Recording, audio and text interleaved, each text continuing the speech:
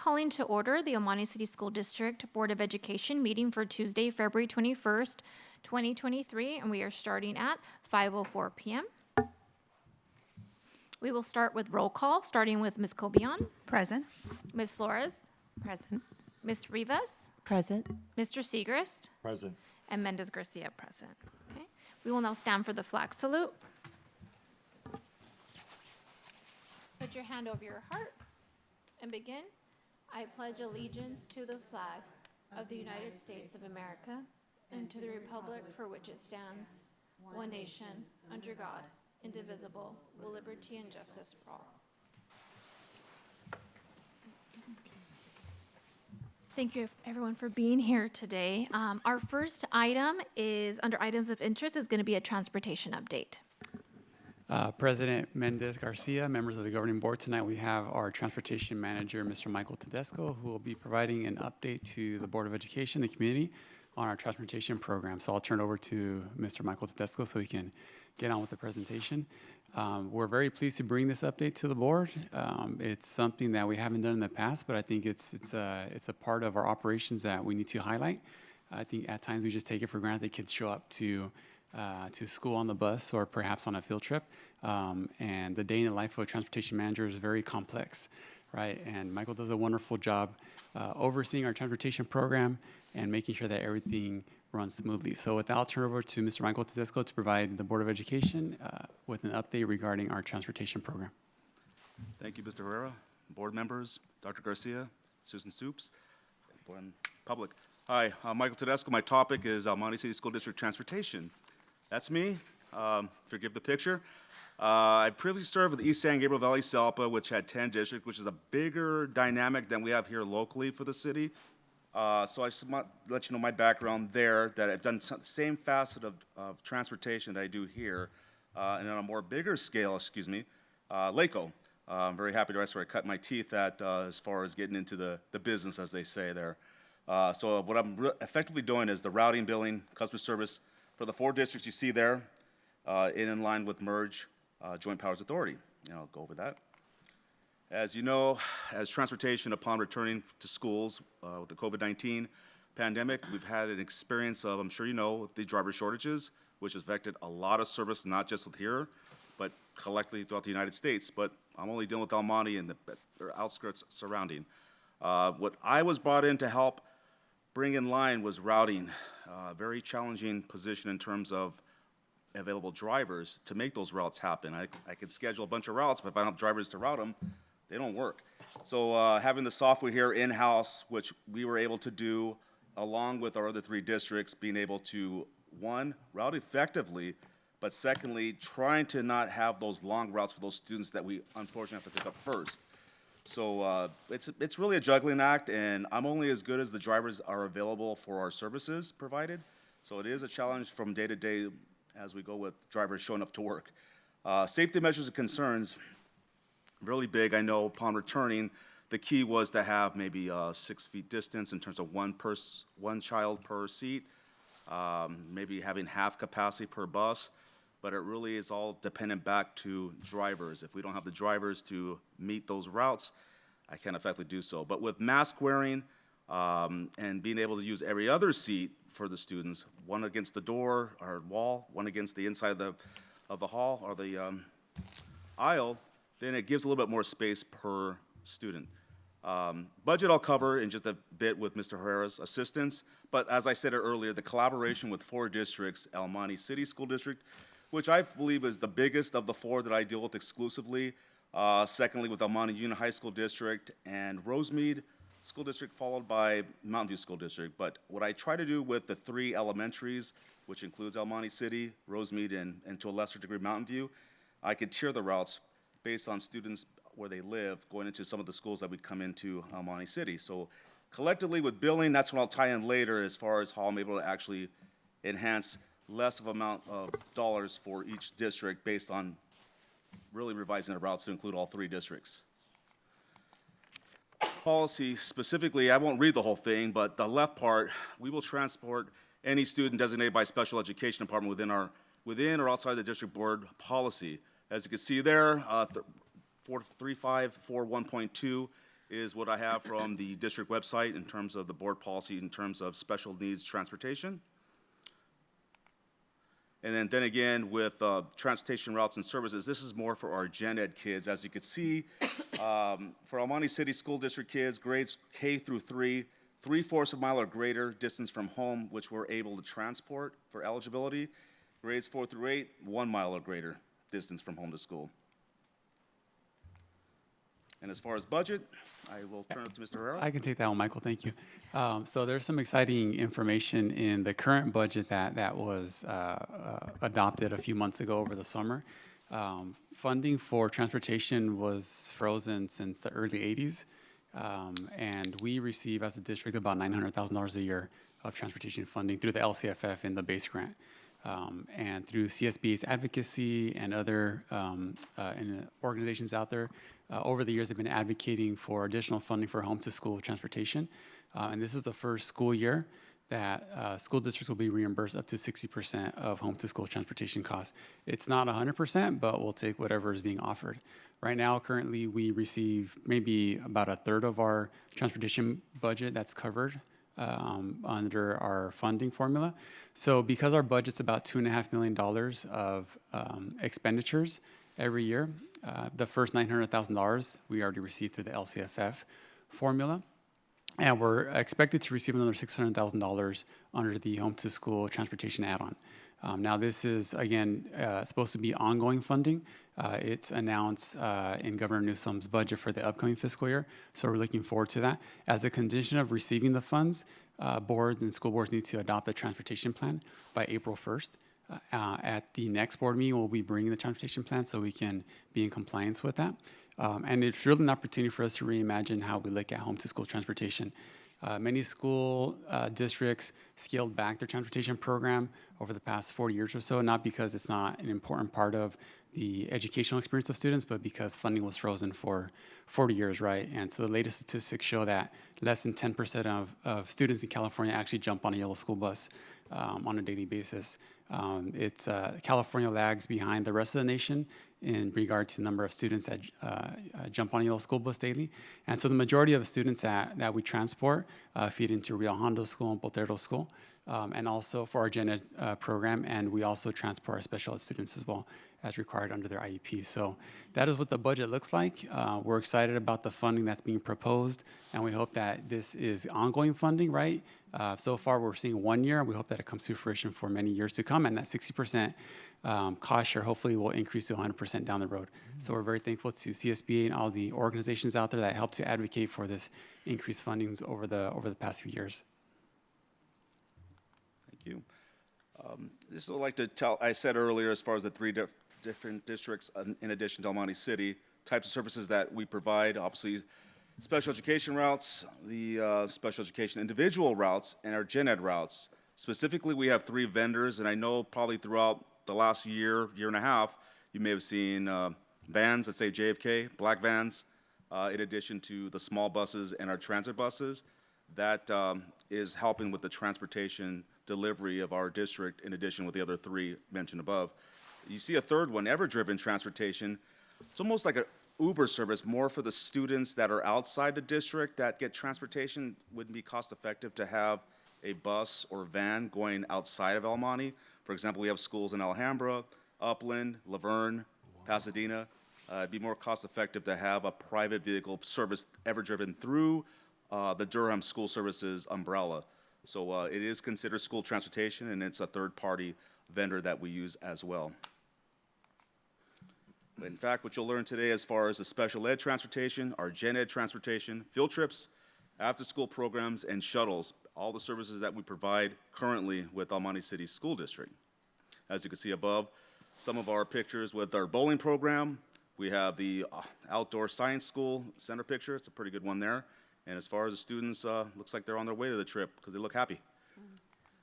Special education transportation, as far as my role here at the district, our data gathering, of course, when I get new student requests from our special education department, and then also verifying the existing student data that I had from before I joined El Monte City School District, just to verify that their information is accurate, because there's nothing more frustrating than transporting to the wrong address. pickup and drop-off, especially with special ed transportation. It is a home to school, and we go directly to the student's home to and from. Again, it sounds like I'm repeating myself, that the routing is for 4 districts, primarily El Monte City and El Monte Union are top 2 out of the 4. I act as the liaison for the districts and vendors, for the parents, for the schools.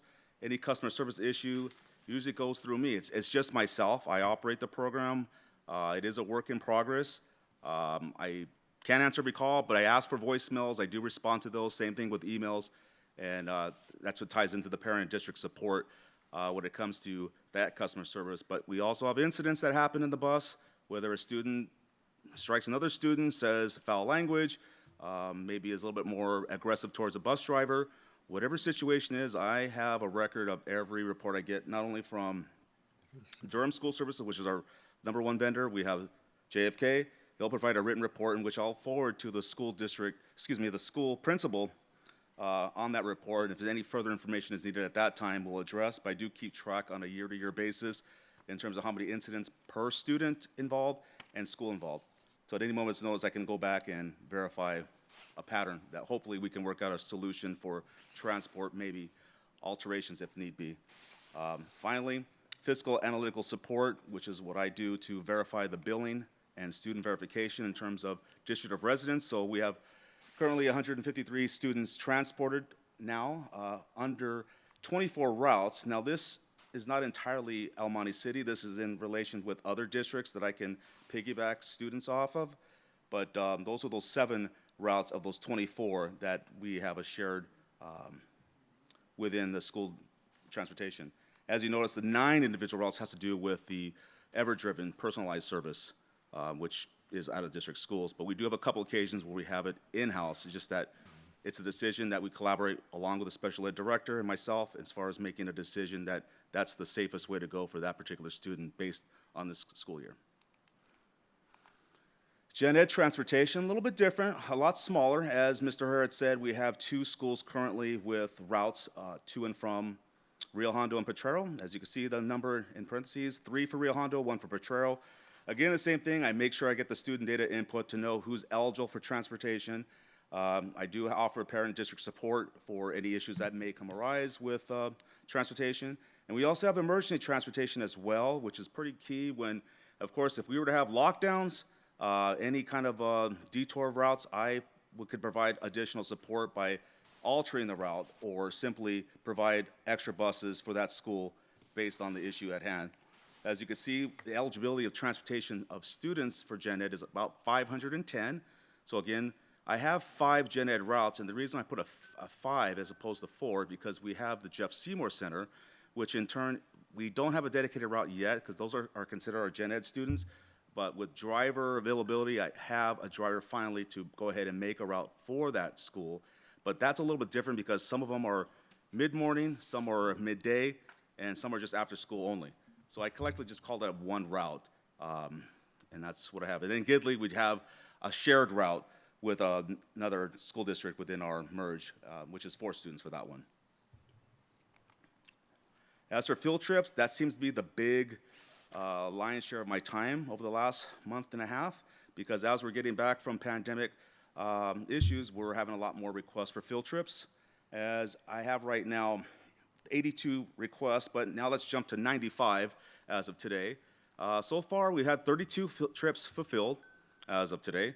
More to come this week, and I'd like to share a few of those with you. The Durfee Dance Center shuttle, not necessarily a field trip, but more of a shuttle based on the requests coming from Durfee School to Dance Center as an after-school program. Then we have various after-school recreational bowling for all schools in the district, 14 of them, and we have that pretty much every day. Cool. I feel bad for the Mondays because they haven't been getting their bowling the last 2, but nonetheless, they're eligible every day of the week based on the schools that we have provided on the set schedule. Relatively new is the Sunday and afternoon golf that effectively began late last year, continued probably till the spring up until maybe when school lets out. That provides students pick up from certain schools such as Potrero, Rio Hondo, as I'm going to gain more schools in the next couple weeks to add moving forward, but that provides the students transportation for golfing. As we had this past fall after school soccer, and then currently our Aspire program, which has been a daily transport with extra runs for Rio Hondo School for Aspire. And then the one I thought was a pretty big success was our outdoor science school, as I mentioned. Started back in November, just concluded the beginning of February.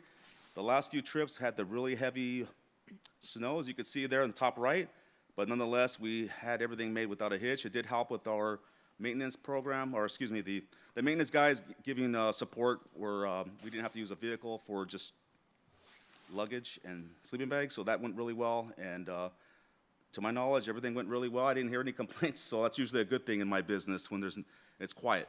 So I'm appreciative of that. Safety measures, there's a few. I mean, as I mentioned earlier, the social distancing within reason based on the available amount of school buses that we have with the drivers. We do encourage mask wearing. It is up to the student whether they do choose to do so or no. I think September was when we lifted the restriction of this past year, but there's students that still welcome the safety mask.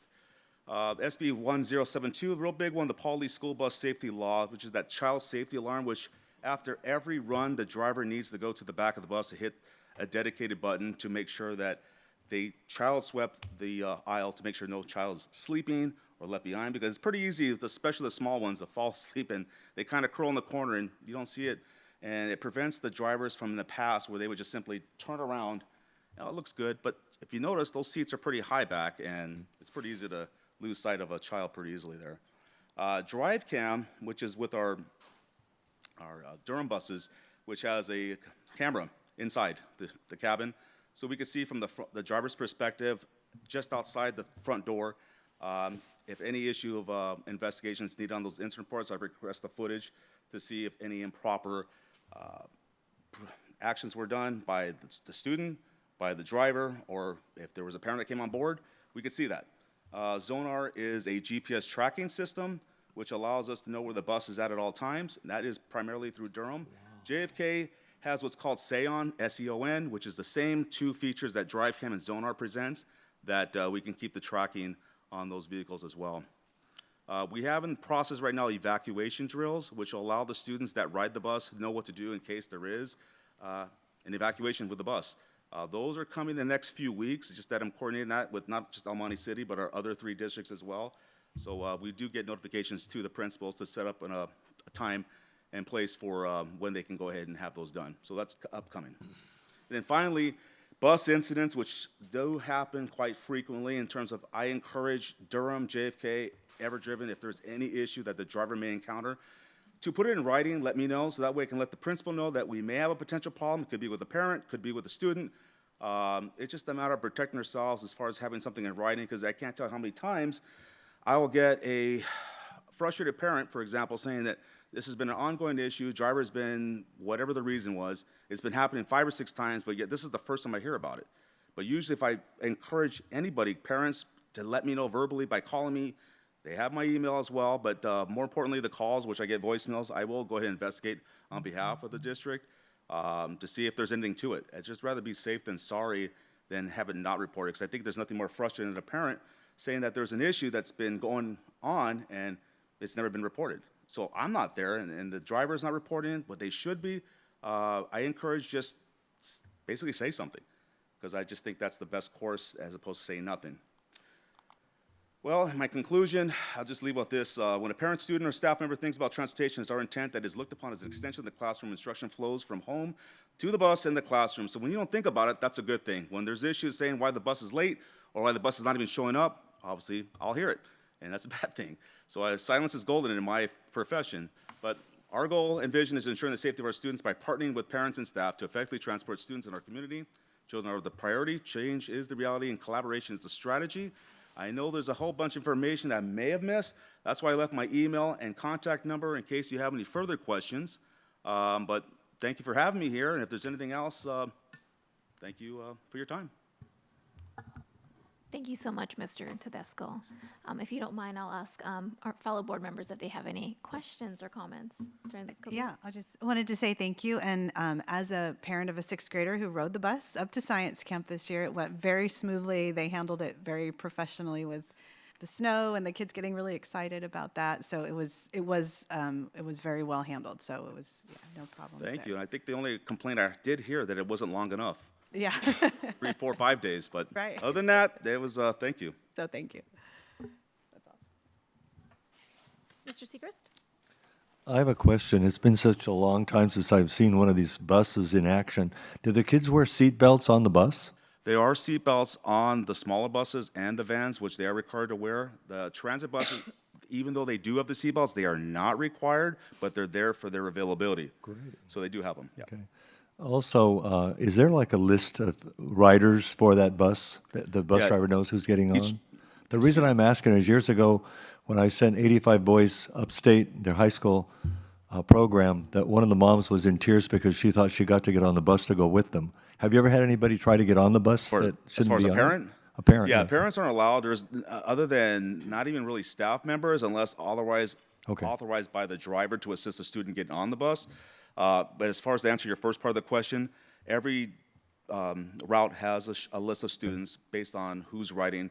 They may not ride, but it's there, especially the Gen Ed, which is a big list that not everyone will ride, but we do have that list to show that we have those students that are eligible. Thank you for this wonderful report. It's No, very my- well done. I thank you, but yeah, so basically, nobody gets on the bus because that's a no-no for anybody that's a non-school personnel. And even myself included, I can kind of ask for permission, and even though I don't work for the bus companies, but they let me get on the bus. Okay. But it's their option to say no. if Thank you. That's that reason, so, yeah, everybody's accounted for. Thank you. I just have a few questions. What does the training look like for See, the- bus drivers? Okay, the training, that's a good question, because that is done outsourced through Durham and JFK. They follow all protocols for California school bus driving certificate information. They do have a behind-the-wheel training. They do have a classroom instruction, in addition to any other tests, just a background check, of course, to see if they're even allowed to be around children. It's very stringent. The thing that's unfortunate for us is, say, for example, a company like Durham, they may go through all the training, which is pretty extensive, and then they find out that ABC school district's offering them better pay. So all that training going from Durham, they bolt to the other district. But it's hard to retain, that's why pay comes into a matter, but that's not my call with those particular partners that we have. But I always encourage that if we have good drivers, retain them, and by all means possible. But it is a pretty extensive training, and of course, I could share in more detail with you outside as well, if need be, but it's pretty extensive. It's not anybody that can just drive, and that's another thing too. As the process is going through, especially with the background, if there is some kind of hiccup, then they're automatically disqualified, and it's not even a consideration to move on. And there's a follow-up question with that. You were just mentioning, right, about you immediately handling if there's any incident reports, right? So then how would that be handled? Like, what training is then provided to bus drivers? Like, say that there is ongoing, or maybe a bus driver is having difficulty with like disruptive behavior that's going on the bus, or maybe in one of the new students with special needs is having a lot of behaviors and getting out of their seat a lot. So then what kind of follow-up is proceeded after that? Specifically for special ed students, the patience is required 100% with all the drivers. Now, of course, if there's situations where a student does get out of their seat, we have measures that either the special ed director that I consult with, when there's an issue in the incident report, say Johnny gets out of his seat because he wants to go up and down the bus. Well, obviously, that's a safety, really big violation. We could have in the IEP, as if on set, to either have a safety harness attached, of course, with student parent permission, and with the district's permission, we can have that. If that doesn't work, there's a safety bucket that goes on top of that. We have to have that implanted into the IEP as well. If that doesn't work, a bus aid is hopefully available to help the student settle. And if that doesn't work, maybe it's the driver that we may have to switch because there could be just a personality conflict. It can go on, and then ultimately, worst case scenario, the student may have that ever-driven option, which is that third-party individual. It hasn't really got to that point, but it is an available option to where that student maybe it just needs to be isolated as opposed to with the general public in that school bus route. So there's a lot, and then that's not even taking into account working with the principal to hopefully maybe counsel with the parent at that point as well. So there's issues that could be taken there too, but it also takes into account the age of the student, the disability of the student, because sometimes it just doesn't work at all. So there's various options. I have yet to get to a point where we've exhausted all options where we couldn't transport. But of course, at any point, a parent could pull the plug and say, I'll just do it myself. So there's that option too. I know previously when we had the shortage of drivers, we had the taxi service, but that was something where we didn't have drivers. But we have all our students completely filled in terms of transportation. Then if there's something where we can't handle, we have those strategies that I mentioned that usually work. But you have to get to a point where it was just not working. But I think the big key too is that we also let the parent know if the student in their mind doesn't behave, the vendor has an option to tell us we can't transport. So that's out of my hands. And then actually that's going to be a decision in the IAP, what they do from that point. That's out of my hands as well. But Durham or JFK has not got to that point, even though I've had several reports, maybe on behavior. But normally with parents saying that it may interrupt transportation for your student, that kind of tends to maybe soften the blow in terms of maybe the student will behave a little bit better. And of course, it's day by day. So, I mean, we take into account, too, that students may have bad days. But we haven't had any cancellations up to this point.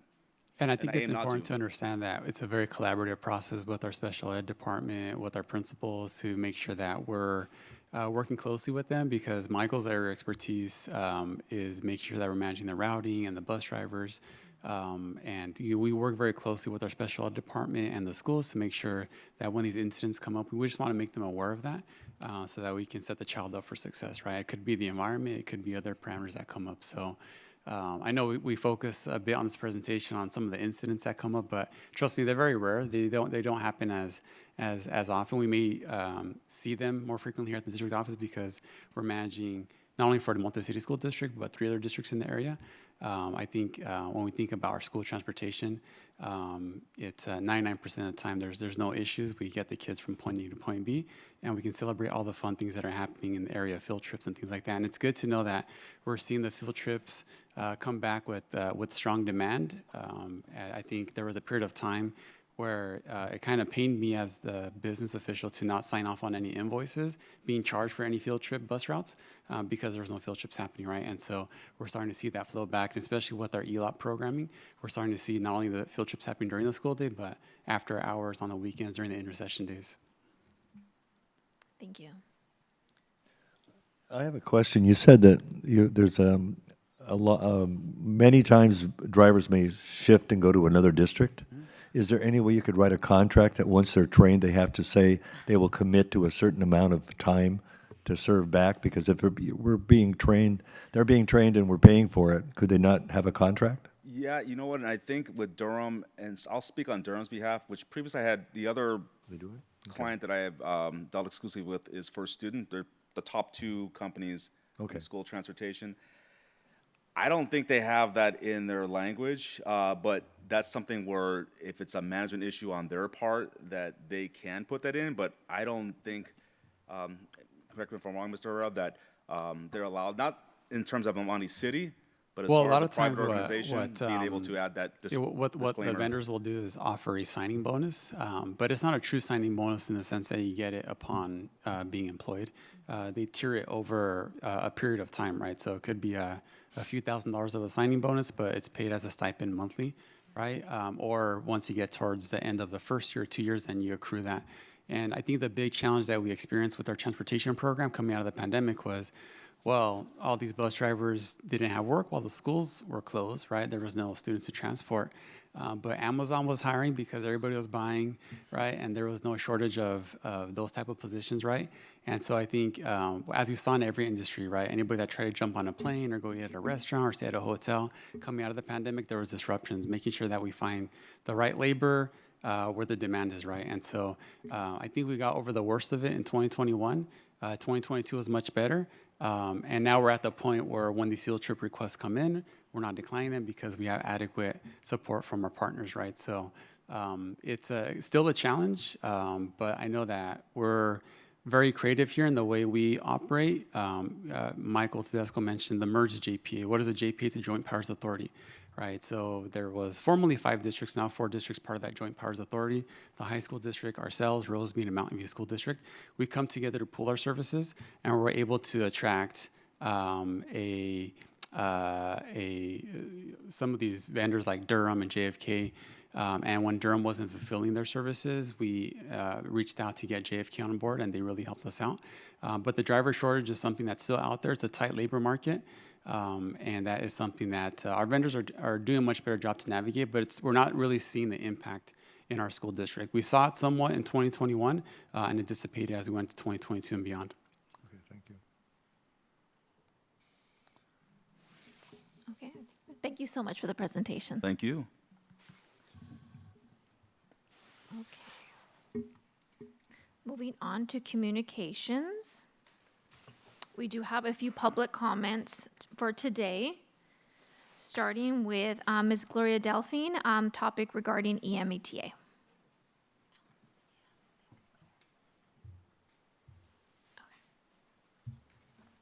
Hello, I'm Gloria Delphine. Hello, school board members, Dr. Garcia, assistant superintendents, and everyone. I'm just here talking on behalf of the Almani Elementary Teachers Association. I just wanted to add that EMBTA this year is really working with the district. Some positive things that are going on, our communication with the district. Another thing is some of our schools have had some ample planting time, like New Lexington. We also are getting support from the district to offer our new teachers some conference opportunities. And we're really enjoying the counselors and intervention teachers that are at our sites. Some of the things that we can improve on or that we've heard some concerns about is still with our safety. We have had some behavior issues after the pandemic of students returning back to school. We've seen it a lot in our TK, K, first, second, all over. But just, the kicking, hitting, screaming, crying, running, vulgar language, threats. And I know we're trying to work with the district with some of these issues. I think some of it might have to do with placement. I know that we're going to be having some transitional IEPs for TK and K. And when we're considering these about 23 special ed students that are in a pre-K program, or pre-K program going into K and TK, 37. Those are just special ed students who are going to have transitional IEPs. Really listening to the team, the IEP recommendation, because we can think of one student right now that there was a recommendation for that student to go into a special ed program, but instead the student was placed in a general ed program. And that, unfortunately, that teacher has been hit like 10 times. And that student does have support. But just really thinking about these transitional IEPs and these team recommendations, I know that we have one higher blended inclusion teacher in the program and that program's working well, maybe hiring another one or our non-categorical programs, because there seems to be a lot of red tape that we have to go through to get help sometimes or waiting too long. And again, we are discussing and working with the district with these issues. And then just attracting and retaining our staff, continue to work on that. We've lost some psychs. We do have our SLPs. Some of our nurses are working at 3 schools and sharing the sites, which could be difficult. And just a lot of things with the teachers right now. Some of them feel like they can't do enough because they have to catch up with how the kids fell behind with the pandemic. And again, we are working together to try to resolve some of these issues. So thank you very much. Thank you for that information. Okay. Next, we have Police Chief Jake Fisher.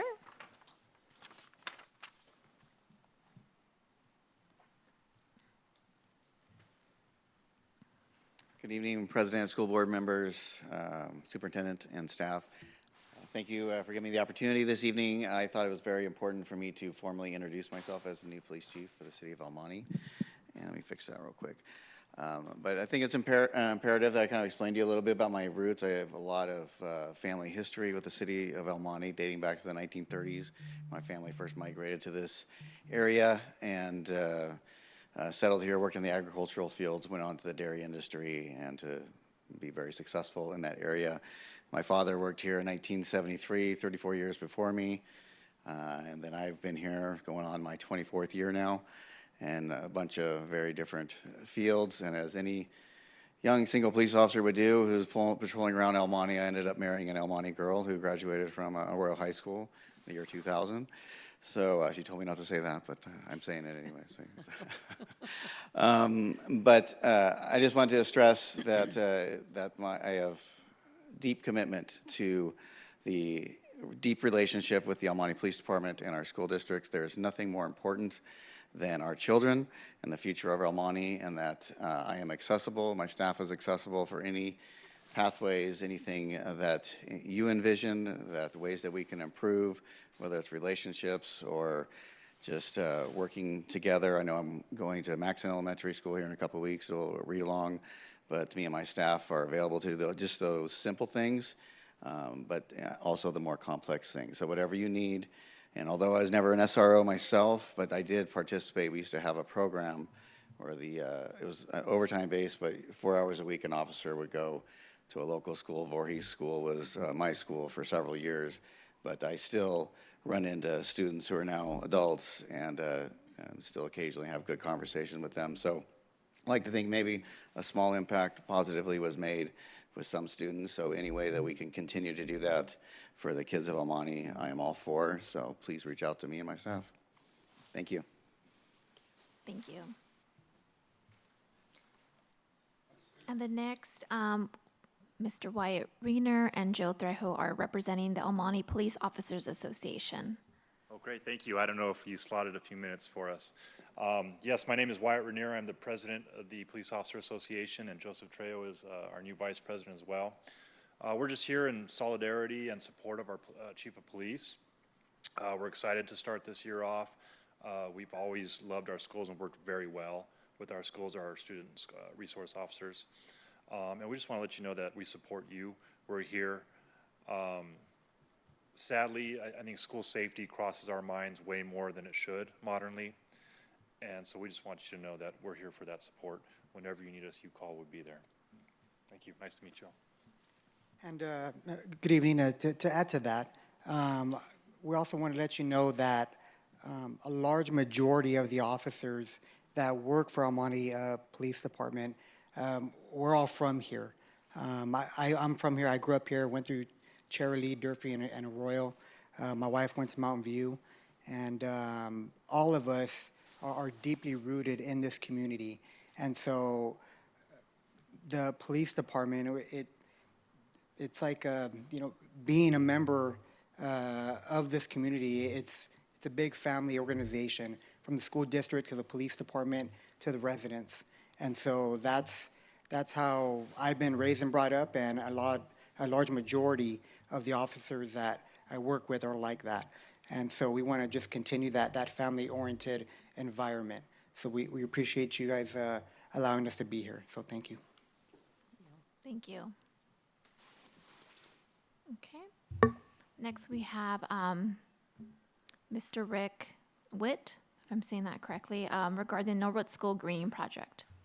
And please feel free to correct your last name. Okay, I almost heard you, but I heard my name. Hi, thanks for allowing me to come here and speak to you. I want to know, with this El Monte Green Project, through the last 40 years of me living across the street from Norwood School and even going to Norwood School, the noise that emanates from the baseball games there, breaks El Monte municipal codes, because I'm the guy who performed the sound study using the same company who the city uses to bus people for sound. But upon getting the goods on these people with El Monte Municipal Code, I find that El Monte Municipal Code does not apply to the school district because it's state property. So we have a conflict here just in what is going to control the noise level and the laws that occur on state property. When an El Monte Municipal Code violation occurs, obviously it doesn't matter. So what state laws apply, or do you guys have even considered regulating the noise coming from the school? And also, it just, you know, I see it's a green project coming in, a nonprofit that even David S. something, whatever, I forget your last name, sorry, wasn't aware of the last community meeting we had, that there was going to be a park made out of Norwood School. So it seems to be everything's disjointed right now. So where did these people come from, the greening project, and why do you need a greening project when all you need to do is unlock the padlocks on the gate? And I'd be over there tonight because of the wind flying a kite. You know, it's like it seems to have, so I have a lot of questions, you know, and especially when it comes right down to, you know, we need, the neighborhood needs some rules and regulations that we can, you know when we're barking up the wrong tree, and what governs this whole thing. Because it seems to me it's anarchy. And it just is, you know, I've had coaches there at times order me off the schoolyard. Now, who are these people to be ordering me off the schoolyard? You know, it just things like that. You know, I call the police. Yeah, but so I'm at the point, 15 seconds, of thinking maybe the CHP is the people who have to be involved in this. You know, instead of calling the El Monte Police Department or file a complaint, go to the CHP because there's a state police. So any thoughts of what's going on over there? And in my remaining microseconds, transportation, if you had $10 million and had 1,000 students, that's $10,000 a student. Why don't you just pay them to to ride a bike to school or something? I know there's more to it than that, but it just seems like an awful lot of money per student when I used to walk through the snow to school, right? Thank you Across the so street much in for El Monte. your comments Yeah, today, it's sir. global climate change, sorry. But thank you very much. I really appreciate it. Of course, thank you. All right, next comment is from Christian Trejeros regarding the Norwood Park project. Good evening, everybody. I'll introduce myself. My name is Christian Trigueros, and I am a proud advocate for my communities of the sports community, young youth sports, and also the church communities with the Catholic Church with the Archdiocese of LA. I've been an exhibitor for the for David O'Connell, rest in peace. Just passed away. He was in charge of the religious education, and I'm proud to serve him. You know, and basically providing the resources that I provide services for, as far as baseball uniforms, sponsorships, banners, and things that those organizations need in order to fundraise and to have equipment, you know, and things like that, and also have events, you know, and inviting the community to come and participate. You know, I think is very important.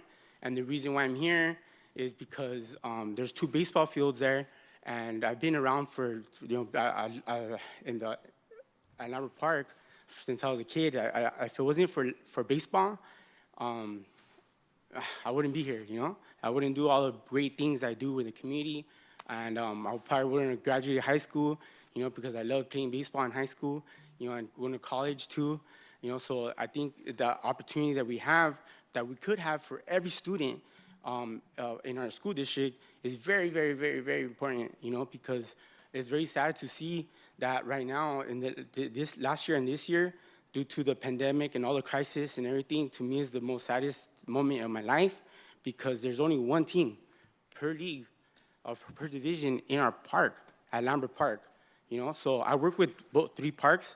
I work with Lambert Park, I work with Mountain View Park, and I work with American League at New Temple Park. So all those parks, we lost students, you know, we lost players. There's only from Lambert Park and New Temple Park. There's only 1 team per division. They can't even play each other. And there's a lot of students in the school districts, you know. So, like, to me, it's very concerning to me how we're not providing the higher education, because sports, baseball is the higher education, you know. So to provide that to them, and the transportation is the most crucial and most important critical thing for them to participate, because the reason they're not signing up is because the parents don't have the time to take them to school, to take them to practice, to pick them up from practice, take them back home. You know, that's it. If we will do that, we'll be good. We'll provide the best services. Our parks will be beautiful, because at Mountain View Park, that's my park, that's where I belong, and we got a fully staffed, you know, because that's my park. You know, so right now I'm joining up with Lambert Park and New Temple right now. We're merging so we can actually play, you know, but we have to transport them to practice, you know, so it's a big thing. So before, we used to have practice in all the schools. Every school had a team. You know, every school had a team, so So sorry to interrupt, just Okay. because you ran over 3 minutes. Thank you, everybody. I appreciate you guys. Thank you. Good night.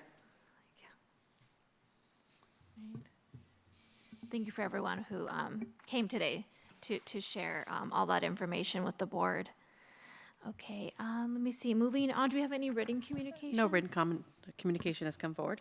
Okay, next is we have cabinet reports. Well, President Mendez Garcia and board members, this has become one of our favorite parts of the board meeting, where we have the opportunity to highlight just all of the wonderful things that are happening throughout the district. As you've noticed, we've moved the cabinet updates up in the agenda. So without further ado, I'll turn it over to Mr. Herrera. I believe you get us started. Yes, thank you, Dr. Garcia. I have some exciting news talking about our salad bar implementation, the role of food services, and some other financial updates. So we have officially brought back our salad bars into our EMCSD schools as we transition out of the pandemic and returning more and more to normal operations. We have 6 schools so far that we've implemented salad bars at, and the remaining 8 schools will get them over the next few weeks or so as we transition. So right now they're happening once a week on Fridays. You see some pictures there of what the salad bar looks like. As we transition to April and beyond, we hope to increase more offerings so the kids see it 2 or 3 times a week. And as indicated there, I think when we present children with these healthy options at a young age, they become early adopters of that, and it sets them up for success with a lifetime of healthy eating habits. So this is a great initiative, and we're sorry that we had to pause it during the pandemic. We did a lot of good work with the type of meals that we're offering the community, and now that kids are back to campus and operations are somewhat all the way back to normal, we brought back our salad bars.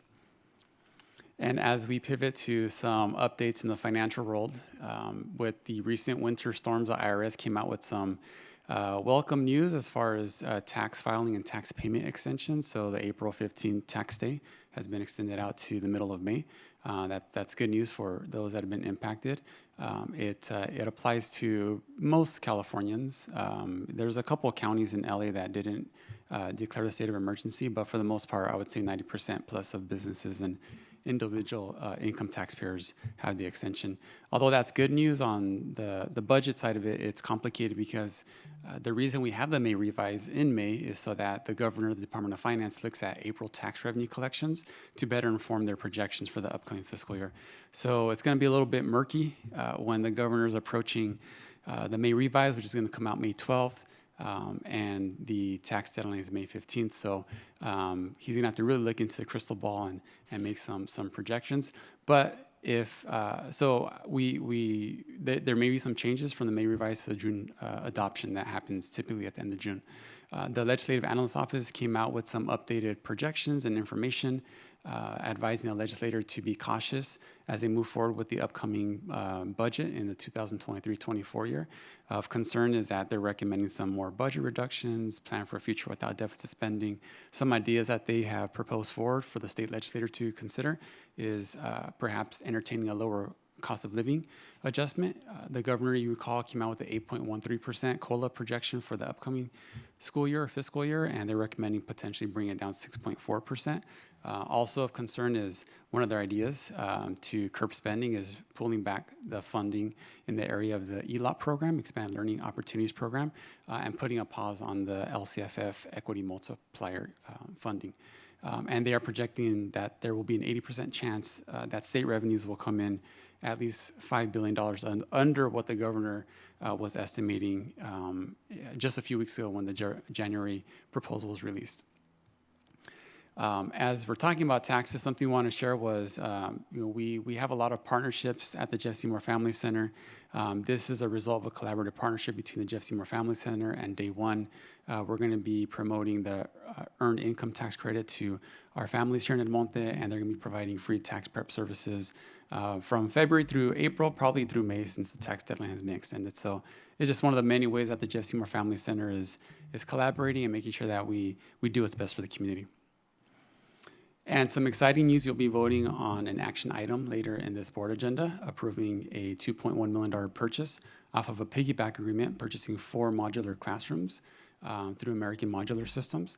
We have a grant that we received through the Office of Head Start in collaboration with the LA County Office of Education, $4.5 million to modernize Cortada School, the early childhood Head Start program.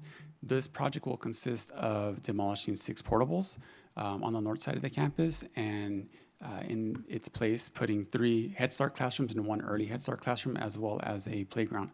And so we're excited. As we're going through our master plan, we know that we want to wrap up the master plan before we start initiating projects. However, when there is funding that is presented and there's opportunity to move on some of these projects, we gladly took advantage of the $4.5 million that was presented. And so the board approved an application last year. We started some design work, and on the next slide are some renderings of what the plans will look like. So as you can see there on the north side of the campus, there's 2 buildings that will be demolished, where we currently have 6 portable classrooms that are well beyond their useful life. And in its place, we'll be constructing 2 double classrooms, so 4 classrooms in total, as well as a playground. What's exciting about this playground, it's not going to be your typical playground. It's going to be nature concept based, right? So we know that slides are great, right? There's always a time and a place for a slide and swings and things like that. But when we're talking about early childhood, we want children to present them the opportunity to socialize and play in different ways. We know that the outdoor playground is something that you can learn on the playground, not just between 9 a.m. and 9:20 when recess is happening, whenever the schedule calls for it. It's an opportunity for different type of learning to happen there. So we're transforming the space so that also it can be utilized for outdoor learning activities as well. So we're excited about this modernization project, and it's set to be completed by the end of this calendar year. And as we pivot to the master plan, we're doing a lot of good work.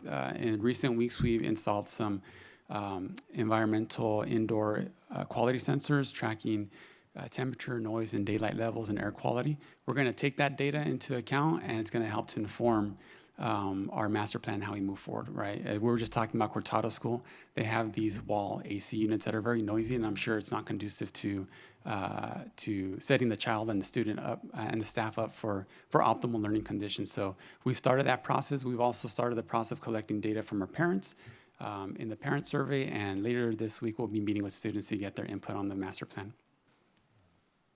And lastly, vape sensors have been installed at one of our K-8 schools, and we're looking to expand that at the rest of our K-8 schools. Unfortunately, this is a trend that is in our school systems, and we want to make sure that we're committed to keeping children safe.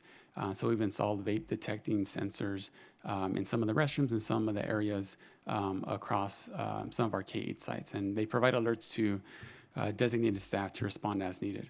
In the area of technology updates, we are upgrading our firewall and internet over spring break, and we're going to be going from 20 gigabytes to 50, right? So we have more than enough internet bandwidth.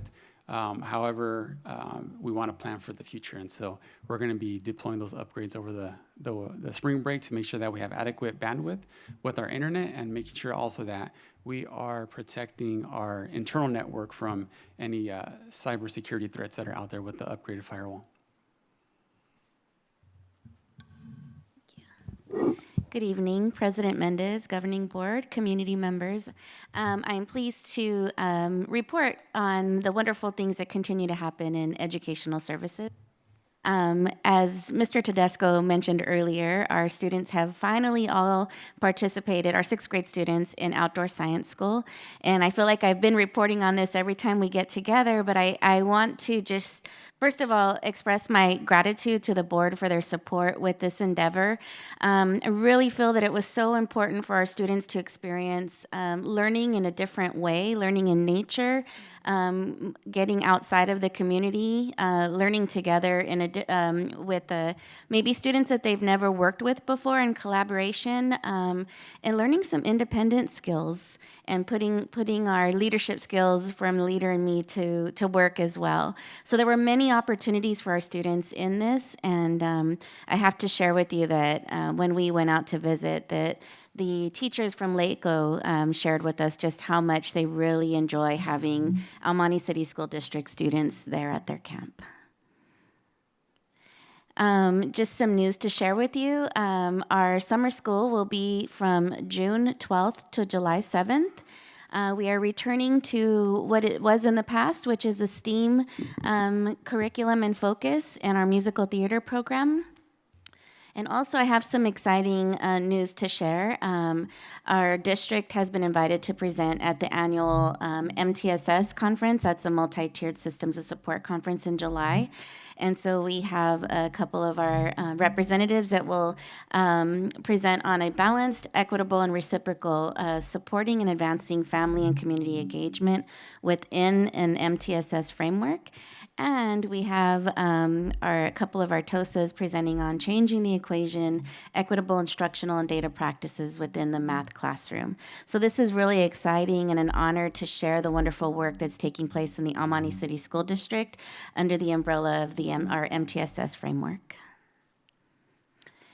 And with our expanded learning opportunities, we have some new opportunities coming up. At Clemenson, there will be virtual reality and coding taking place.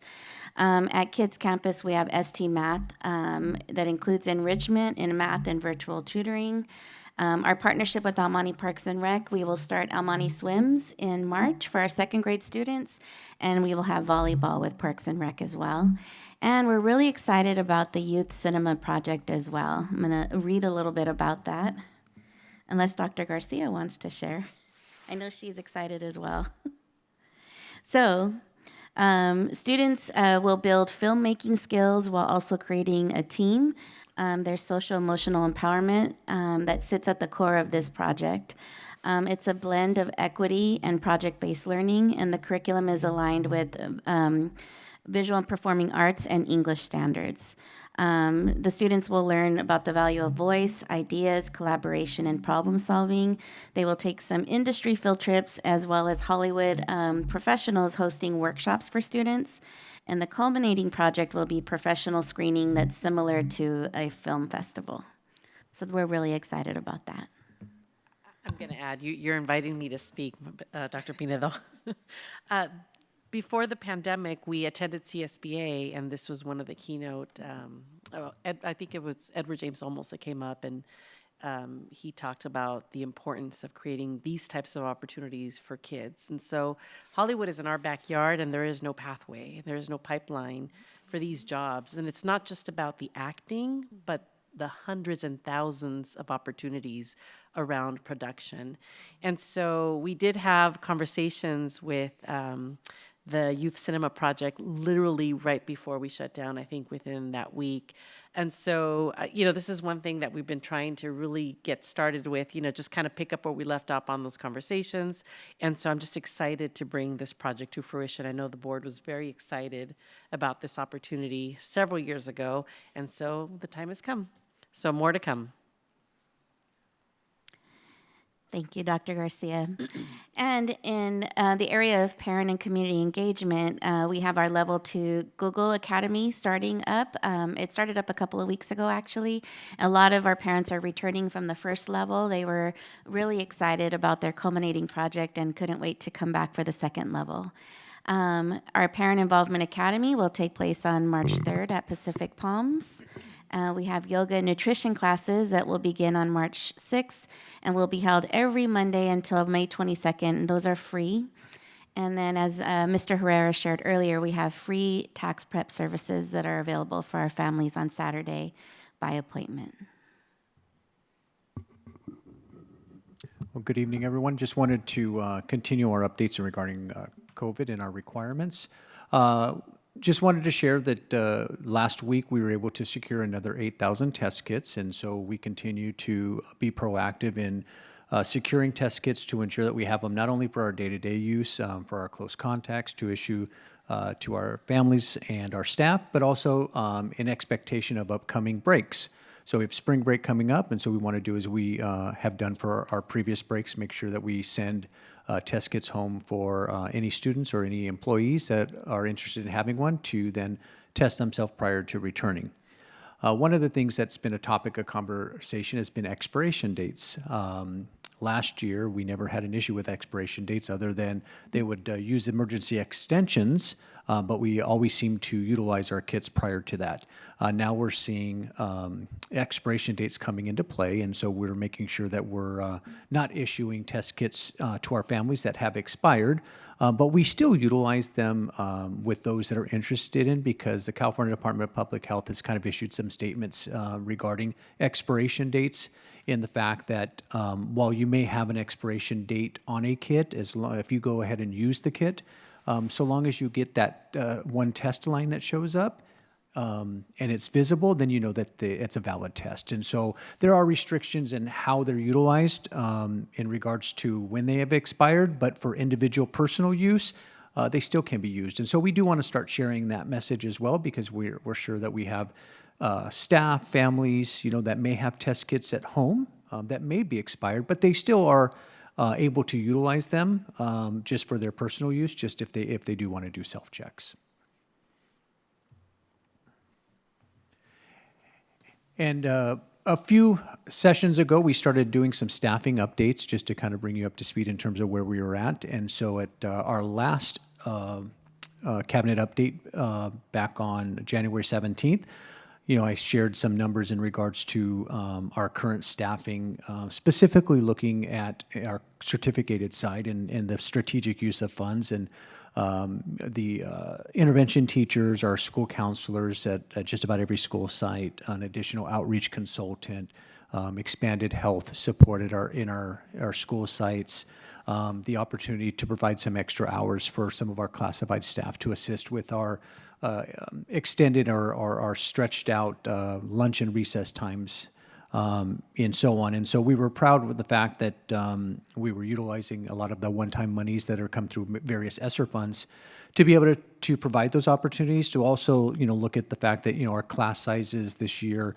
were much lower than in years past, and the elimination of many of the combos that we could have had. But we chose that it was at that time not a good choice to make, seeing as though we had these one-time funds. And so going forward to this year, looking at classified staffing, one of the topics for many districts, and I think even in the private sector, was the inability to hire due to people just not wanting to take jobs and so on. And so we're seeing a shift in that, and we're seeing a lot of our positions being filled. Many that have maybe been vacant, or we've been offering extra hours to current employees just to fill that role while we tried to fill a position. So we're starting to see a lot of our 10-month positions, which are a little more difficult, being filled, and so we'll continue to push through that. One of the big areas has been in our child development program, in our instructional support specialists, part of that being that, one, the number of hours provided, and two, sometimes the requirements of that program for instructional support specialists is a little higher than other programs require. And so we're working proactively with our CSEA Chapter 10 group, and what we're going to start doing is looking at how to convert some of those positions into longer hour positions. So if we have 2-3 hour positions, make a 6-hour position, and so on. And then be able to offer longer hours for employees, but then on the other side, then eliminate many of the vacant positions that we can't fill because now we're filling them through one person doing the double shifts per se. And then on our certificated staffing side, we're already beginning to take a look at our staffing for next year.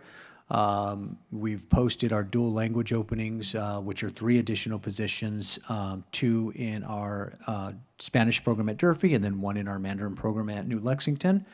And then we also are starting to look at our staffing patterns, where we start to acknowledge the number of staff members that we'll need for each grade level for the coming school year.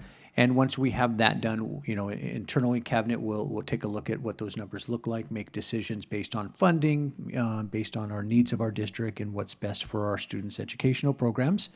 And then staff at school sites will begin sharing that information with their site employees. Well, today kicks off the 2023-2024 enrollment window. Our systems are live, and according to Mr. Herrera earlier today, we already have a handful of students that are enrolled for TK and kindergarten. All of our schools will be having orientation meetings or just a welcome for new family meetings. And we're providing that QR code so that people can sign up, they can be a part of these meetings, and we'll continue to host opportunities for families to visit campuses, take a look at our programs, and we'll promote the enrollment that's happening currently as we speak. Last week, Clemenson officially was honored as a California Distinguished School, and so we'll have the opportunity to bring Clemenson here to a board meeting to officially recognize their work as a three-peat, as Mr. Dasmati pointed out in social media, for being a California Distinguished School. So we're really excited and proud of Clemenson, and we'll have the opportunity to acknowledge their hard work. A couple of events that I want to put on your radar. Number 1 is the return of the EMCST Technology Fair. It'll be taking place in just a few days in this room. We're really looking forward to showcasing all of the wonderful technology that's taking place throughout the district. I believe it starts at 3:30, concludes at 6:30 p.m. We hope that many of you can attend and be here as part of this celebration that welcomes all things technology. The Jeff Seymour Family Center will be hosting the Wellness Resource Fair this Friday from 3 to 6 p.m. As you can see, there won't be no shortage of events, and of course, there's an opportunity to continue to offer the COVID-19 boosters, as well as many activities that are planned out for families that want to attend. And lastly, last year we had our first annual Nutrition Service Art Contest, and it was so popular that it became an annual tradition, and now it's the second one. So we're inviting all students to bring their creativity to the breakfast table by submitting some sort of poster, poem, or essay that celebrates this year's theme, Fuel to the Future. So we're looking forward to receiving all of these wonderful entries, and each winner will receive a prize and a breakfast party for their class, so there's a big incentive there. And also last week, our district participated throughout the district on the Kindness Campaign. It was a wonderful campaign that we all participated in solidarity, where students were encouraged to wear specific colors that promote practicing self-care and love, encouraged and complimented others, created positive signage throughout the district and schools, and encouraged and complimented others is on there twice, but that's okay, because we believe in being able to say, express our kindness through our words. And so it was really fun to see our schools participate and this being done throughout the district. And that concludes our cabinet update for this evening. If there's any questions, we're happy to answer any questions the board might have. Mr. Segrist? I have a question about vape sensors. What do they do? A vape sensor? They detect air imbalance, and they work very similar to like the way a fire alarm would work, or a smoke detector, right? And so they detect the imbalance in the air, and we set up notifications so it will notify faculty, principal, assistant principal, so they can respond as needed. And so it's just one of the ways we're looking to create deterrence. Right, but another way, you have a picture there of Officer Quintana holding a parent workshop, right? And so I think that's really our focus, right? Making sure that we create awareness with our with our parents, with our students, right? So they're aware of you know, the issues that come up with that, right? We also have Red Ribbon Week and all the things that we do throughout the course of the school year. But we think this is will prove to be an effective deterrent, and hopefully they don't get to that point that they're vaping. But you know, so we're trying to proactively create that awareness with parents on the front end, so that the vape sensors don't detect anything, especially on our campuses. Thank you. Actually, bouncing off that question, so you're saying that it's currently at one of our school sites. Is it like in one of the restrooms, or is it like all the restrooms at one of the sites? It's in mostly in the upper grades, so your middle schools, 7th and 8th grade, right? So some of the areas that the restrooms are on that campus, right? So we would have put pictures up there, but we don't want the kids to necessarily, you know what they look like or things like that. So although it's not such a bad thing because it serves as a deterrent, right? So we currently have one school, one K-8 school, and we're looking to expand it to the rest of the K-8 schools over the coming weeks. And then just one question regarding enrollment. That's great that we have that QR code. What are some other ways parents can enroll their students into the district? Well, we're going to be holding a series of workshops that explain the enrollment process. We're training a lot of our staff members internally to be able to support families that want to walk in and enroll, as well as creating that online portal so that people can enroll from home. So we've started the campaign a bit earlier so that we can proactively reach out to different school communities, and they're a little bit different, you know, from school to school, but at the end of the day, our goal is to get the word out as best as we can through social media. I believe we have mailers that have gone out to the community. We're going to be targeting some local newspapers. We're going to be tabling at community events from now until the beginning of the school year, and so forth. What's really important is just really making sure that we get the information out. And so we're going to try every possible avenue to do so. Thank you. I do have a question related to that. I've noticed, you know, we had somebody comment today about parks and the importance of park space and the partnership between our parks or our city and the district. I'm wondering if we are finding community bulletin boards at these parks. I'm thinking in addition to El Monte Live Oak Park, where a lot of our kids play, and I know they've got a lot of resources out on a community bulletin board or table even. Right. So for one, to display the really beautiful enrollment flyer that you've got here, but also it's, you know, you've got all these awards that are here on this flyer. So it's just another way to talk about the good things that are going on. Absolutely. So internally, we have launched an enrollment committee to really look at our enrollment processes from beginning to end. We're pushing things out now as we speak, and then we're trying to identify events, community events, opportunities for us to be present. Because it's one thing to send out a mailer, because you're right, it's pretty, it looks great, but it's another thing to really connect with people and answer questions on the spot. So we're going to be approaching enrollment a little bit more hands-on, grassroots, so that we can try to get as many people interested in enrolling in the school district. But definitely, parks are going to be a partnership, and we're looking at, I know Mr. Desmati's already identified many community events that are coming up. We'll have the ability to table and present some information. Thank you for that. Okay. All right, so we'll be moving on to our next item here. Board member communications. I was ready to go to closed session. Yeah. Okay, so now we have board member communications, starting with Ms. Cobian. Nothing particularly, just to congratulate Clemenson on the distinguished school, and I'm definitely looking forward to the tech fair, particularly the fashion show that's going to be a part of it. So thank you. Ms. Flores?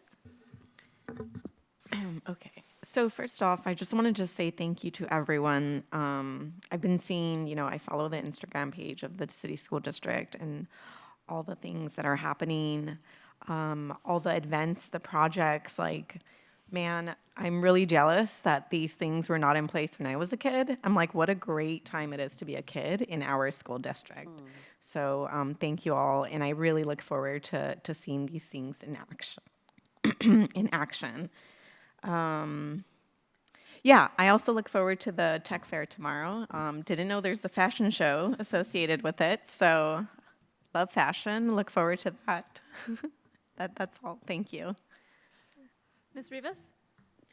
Yeah, I just want to say thank you for the presentation and to the many people who came and spoke and addressed the board and stayed through through the cabinet reports as well. Wonderful cabinet reports as always.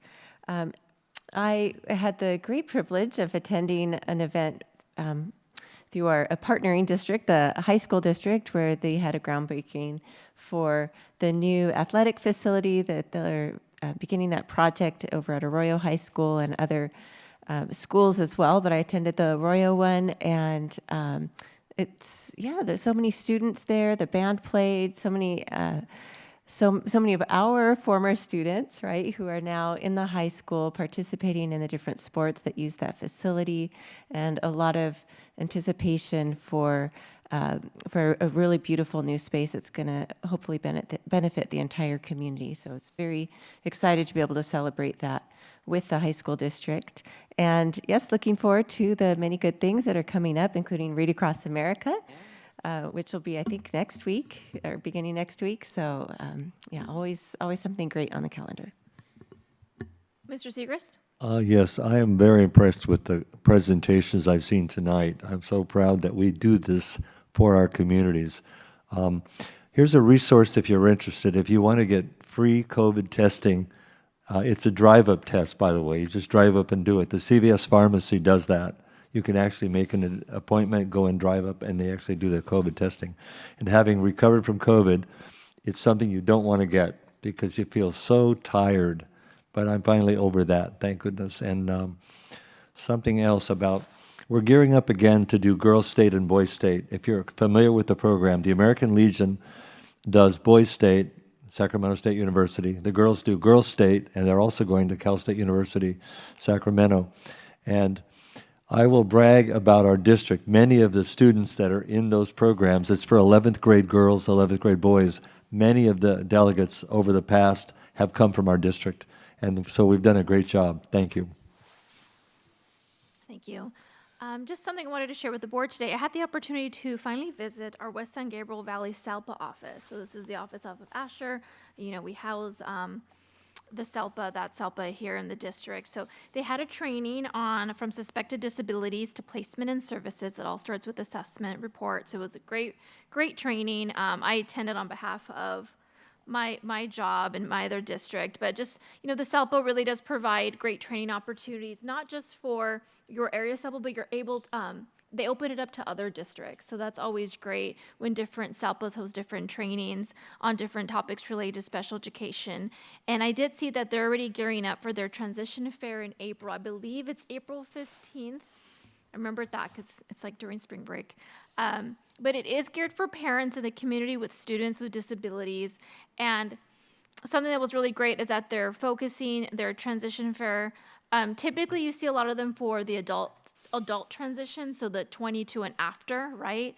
On the different work programs that are available within the community for students transitioning out. But they also had one, part of their transition fair is also focusing on the regional center to preschool, the 0 to 5. So it was really great to see that they're also providing that resource for our community. Right. Okay, so that finishes our communications. Next, we do have closed session.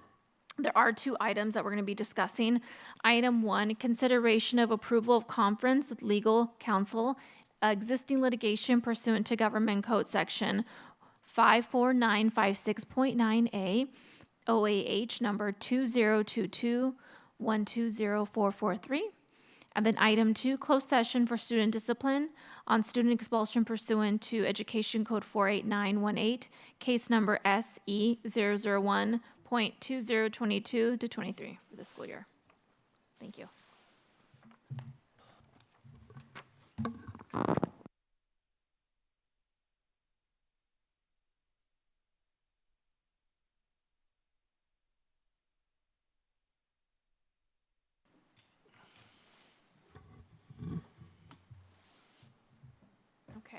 Ready? All right, we are back, resuming open session at 7:04 p.m. During closed session, there was a consideration of approval of a conference with legal counsel regarding existing litigation pursuant to Government Code Section 45956.9 on OAH case number 2022-120443. During the concluded closed session, the board voted to approve the compromise and release agreement of that OAH case. We had a motion by Ms. Cobian and a second by Ms. Rivas, and it was 5-0. So we'll move forward with that one.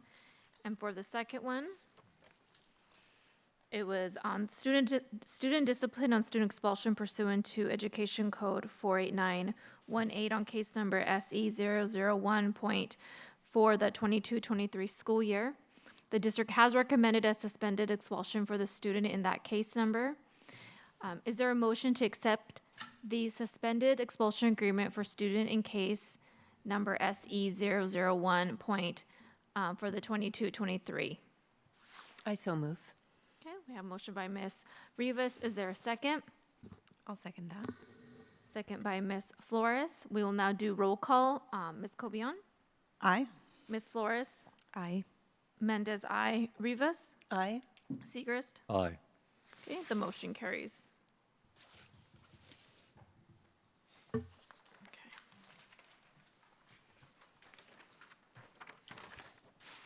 We'll now move on to approval of minutes. For number one, we have consideration of approval of minutes for the January 17th, 2023 meeting. Is there a motion? I'll move to approve. We have a motion by Ms. Cobian. Is there a second? I'll second. Second by Ms. Rivas. Are there any questions or discussion? All in favor say aye. Aye. Aye. Any opposed? The motion carries. And then item number two, consideration of approval of minutes for the February 6th, 2023 for the study session meeting. Do we have a motion? I'll move to approve. Motion by Ms. Cobian. Is there a second? I'll second. Second by Ms. Flores. Are there any questions or discussion? Only I'll have to abstain. Okay, and then we have Mr. Segrist is abstaining. All in favor? Aye. Aye. Any opposed? The motion carries 4-0. Next, we have for Section H, a report on the Almonte City School District General Obligation Bond Post-Issuance Summary Report. Thank you, Board President. I have a brief presentation that we're going to fire up. And whenever we have a bond sale, there is a requirement to bring the final cost of issuance back to the Board of Education, so there's an awareness of the cost of borrowing. So January 31st, the funds were officially closed and cash was wired into the district's bank accounts as a result of this bond sale. We went to market a few weeks ago. We kicked off the process a few months ago. And as you can see there, we pulled out $19 million of bond funds, $3 million from Measure KC and $16 million from Measure M. All right, there you go. And of the $19 million that we pulled out, there's a total cost of borrowing, including interest and cost of issuance and everything involved there, of just under 4.5%. As you recall, around this time last year, we also pulled out about $8.5 million, $8.5 million of new funds from our bond fund. That was also out of Measure KC. Although our master plan is not finished, the reason we went to market at the time that we did right now and last year was we understood that the interest rates were at an all-time low or relatively low, and we know that we didn't want to wait until the master plan was wrapped up to then go to market, right? So this was in an effort to lower the cost for the voters, right, who ultimately are paying for the step. After we issued the $19 million, the first $7 million roughly went to repay a bond anticipation note, which was a loan that we took out back in 2018. It was a 5-year loan that was due in 2023. That loan was taken out to help construct this new facility that we're currently in. And so $12 million roughly will be deposited into our bond fund, Fund 21. When taking into account The other $8.5 million from last year that we took out, we have a little over $20 million sitting in our bond fund.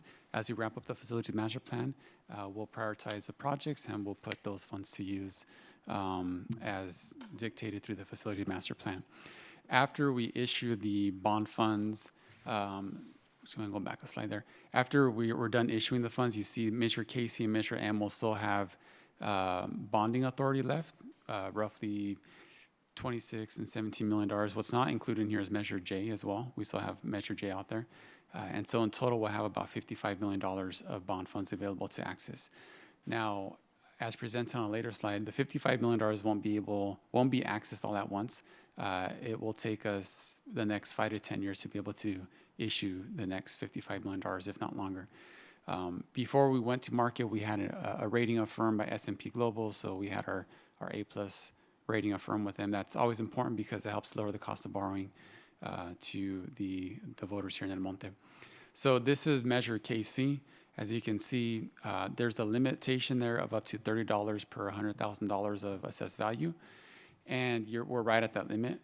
So we have pretty much squeezed out what we can squeeze out of Measure KC, and we're going to have to wait a few years to tap into the remaining authorization Measure KC. With the recent bond sale as well, you'll see we are getting close to the $30 limit, tax rate limit threshold for Measure M.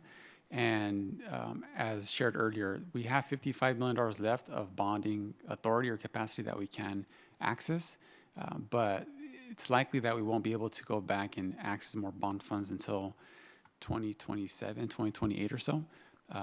So maybe about 4 or 5 years from now, we can go and pull out another few $1 million. And the remaining balance probably as we go into the early part of the 2030 decade.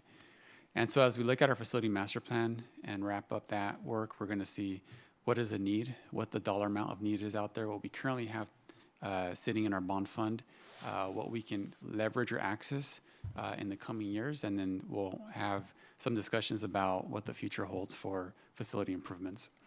Can I just ask, sorry, is the $30, is that just our district or is that us? And because I know the high school district also has bonds as well. This is the $30 is per bond measure. So for example, this is just showing Measure M, right? You can see the voters approved up to $30 per $100,000 of assessed value.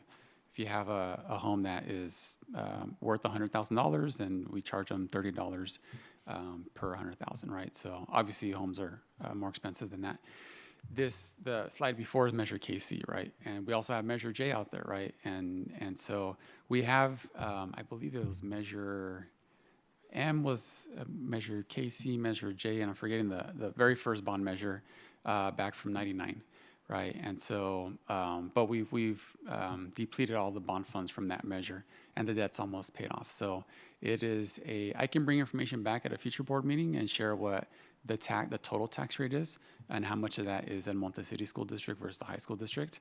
And so there is quite a bit of property taxes that our El Monte property owners pay here. But it speaks to the support that they have for the school system, and it's evidence in, you drive around the community and we have beautiful looking high schools and elementary schools in the community. So that is something that we need to take into account as we consider potentially future bonds, right? When we look at the overall picture for taxpayers in general, there's not only the cost of the existing bonds, because we have 4 bond measures out there, what the high school is doing. Community college as well plays an impact on that. So if you're a property owner in El Monte, you have community college, you have the elementary school district, you have the high school, and you have some other city and county taxes that are added onto that. And then this is just a breakdown of the cost of issuance. So of the close to $20 million of bond funds that we took out, it was a little over $400,000 of cost of issuance when you take into account all of the fees that went into account. So this requires no action, just an update for the board and for the community. It's required under EDCO that we bring back a report to share the detailed final cost of issuance after every bond sale. If there's any questions, I'll be happy to answer them. Thank you, Mr. Herrera. Any questions? The bond? Okay, thank you so much. Okay, we are going to move forward with our action and consent agenda. Are there any items board members would like to pull at this time to vote separately? Okay. All right, so I will now ask for a motion on the action and consent agenda. I will so move. Okay, motion by Ms. Cobian. Is there a second? I'll second. Second by Ms. Rivas. Are there any questions or discussion? Okay. All in favor say aye. Aye. Aye. Aye. Any opposed? No, the motion carries 5-0. Now we have our action section, and we'll be going over the individual items for vote. We have the first one, the CSBA Delegate Assembly elections for Subregion 23B.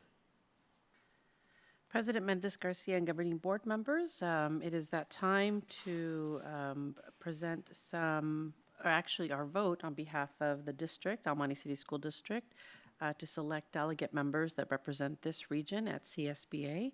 I believe you have, as part of the board item, there was some biographies for you to read for the two candidates. The candidates are Florencio Briones from Almani Union High School District and Adam Carranza from the Mountain View School District, and we can vote for no more than two candidates.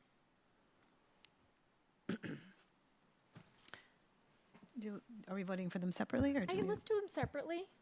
Okay, so I'll make the first motion. Is there a motion for Florencio Briones for Delegate Assembly Subregion 23B? I'll move to approve that. Okay, we have a second by Ms. Cobian. Any questions or discussion? Okay.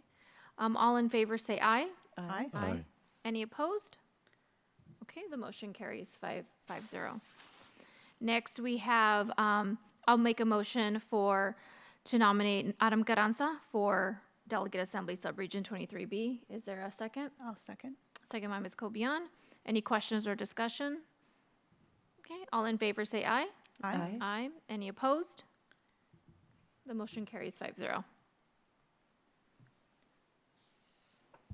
right, moving on to item 2. We have consideration of approval to adopt resolution for the 22-23 school year, number 17, proclaiming March 2023 as Arts Education Month. Thank you, President Mendez Garcia. Before you is Resolution 22-23-17 proclaiming March 2023 as Arts Education Month.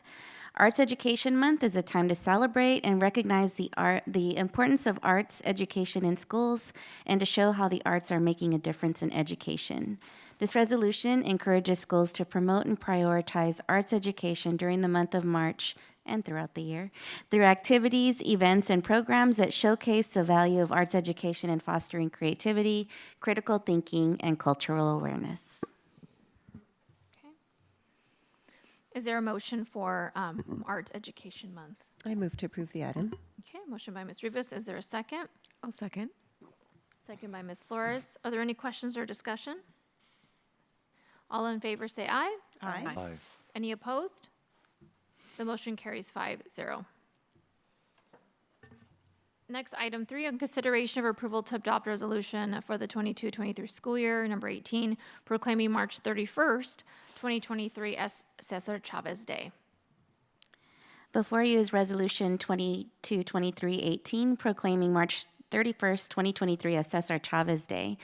This resolution recognizes and honors the life and legacy of Cesar Chavez, a civil rights activist who fought for the rights of farm workers and co-founded the United Farm Workers of America. This resolution encourages schools to commemorate the day through educational activities and events that promote social justice, equality, and the values that Cesar Chavez stood for. Thank you. Is there a motion for item 3? I'll move to approve. Okay, motion by Ms. Cobian. Is there a second? I'll second. Second by Ms. Rivas. Any questions or discussion? Okay. All in favor say aye. Aye. Aye. Any opposed? The motion carries 5-0.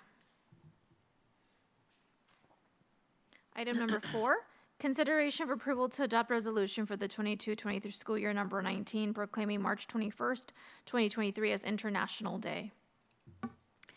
Thank you. Before you is Resolution 22-23-19 proclaiming March 21st, 2023 as International Day.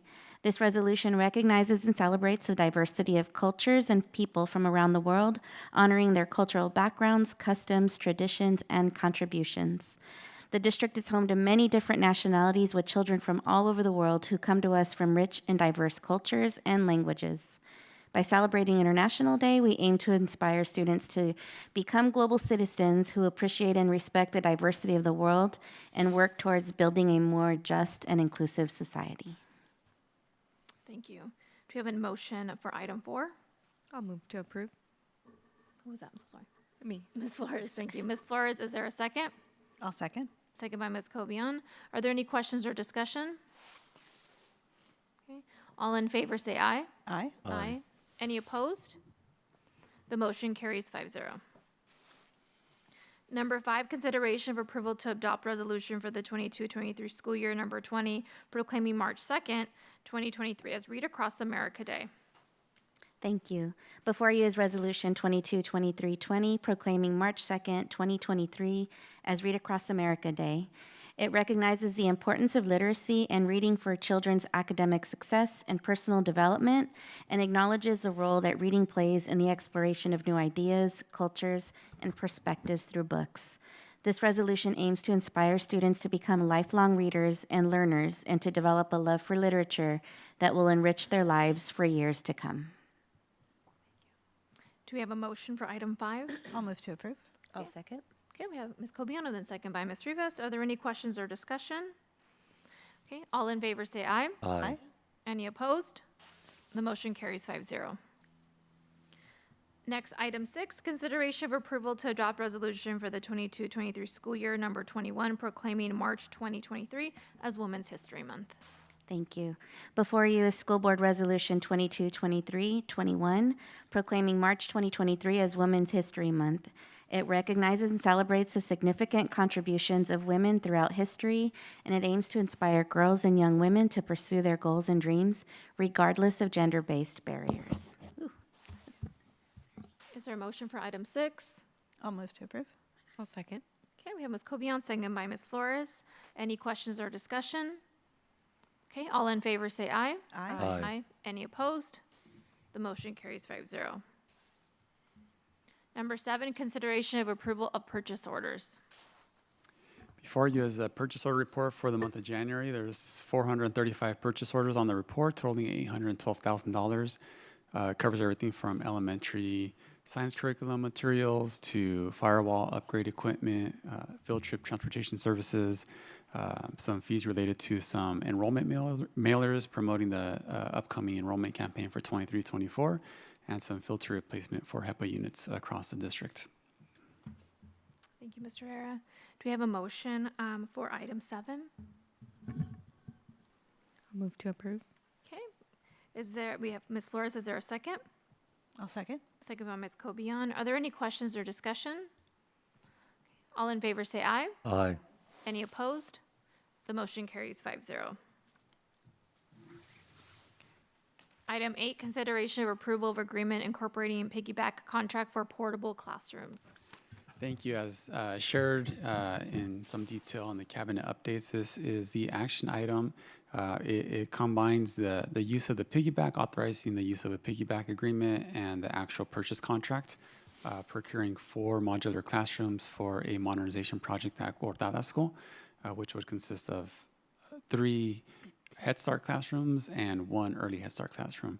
And so this is $2.1 million, purchasing Gen 7 modular classrooms from American Modular Systems. Right. Is there a motion for item 8? I'll move to approve. Okay, we have a motion by Ms. Cobian. Is there a second? I'll second that. Second by Mr. Segrist. Are there any questions or discussion? Okay, all in favor say aye. Aye. Aye. Any opposed? The motion carries 5-0. Next, we have item 9, consideration of approval of resolution number for the 22-23 school year, number 22, regarding reduction of classified and certificated services. Before you this evening is a resolution 22-23-22, which is regarding a reduction of classified and certificated services. Let me specify the certificated services are all management confidential, not bargaining unit members. This is a total of 7 positions, 6 of which are coming through our SELPA grant that we received about 5 years ago. We knew that it was a 5-year grant, and the idea behind it was that it would be doing work throughout the state of California. And the hopes was that at the end of the grant, the state would reissue the funding and continue, but we were informed a few months ago that the state would not be doing that. So because of that, those 6 positions in that program are being eliminated due to a lack of funds. The 7th position is a position within our child development program, and it's a FSA, which is a family services associate. Part of, as we restructure and kind of re-envision what our child development program looks like as we expand TK in our general ed settings, is looking at the number of slots that we have available, and we see this movement towards more of a 0 to 3. But we also continue, just as we see in our general ed schooling, is a decline in enrollment. And so based on that, when we look at required ratios by the County Office of Ed, we are overstaffed in that area. And so it is a recommendation that we reduce by 1 position. We'll still have remaining positions. And with those remaining positions, we are still well within the ratios required by the health department. I'm sorry, the health department, so used to COVID, right? The County Office of Education. So this resolution is based on those. This child development one is a lack of work. And so the resolution is a reduction of 7 total positions. Is there a motion for item 9? I'll move to approve. Okay, we have a motion by Ms. Cobian. Is there a second? I'll second. Second by Mr. Rivas. Are there any questions or discussion on this item? All right, all in favor say aye. Aye. Aye. Any opposed? The motion carries 5-0. Then our last one for this section is the consideration of approval of a coordinator of equity and access, which includes a job description and salary schedule. Before you for approval tonight is a coordinator of equity and access job description. This is a job description that will be designed to ensure equity and access for all of our students, but also support our staff and our families with the idea of using the MTSS model as its foundation. And so the salary schedule along with it shows the placement in which this job would sit. And I'm trying to think of what else to provide you, just the fact that it's based on the social emotional and a foundation of a model that not only looks at academic, but social emotional needs. So, sorry, I'm drawing a little blank. I think my age is kicking in. All right, is there a motion for item 10? I'll move to approve. Okay, motion by Ms. Cobian. Is there a second? I'll second. Second by Ms. Flores. Are there any questions or discussion at this time?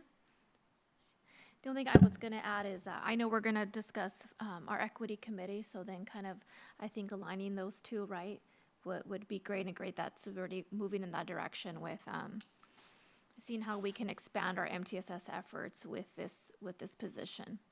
Thank you, President Mendez-Garcia. I think there is an opportunity here. I know that the board has embarked on an equity journey where, we started off by just looking at the potentials, the possibilities, definitions, and I know that there's much work to do in terms of fine-tuning, how we want equity represented throughout the district, but we've started to take, from those discussions to really embrace the concepts that can come from an equity lens.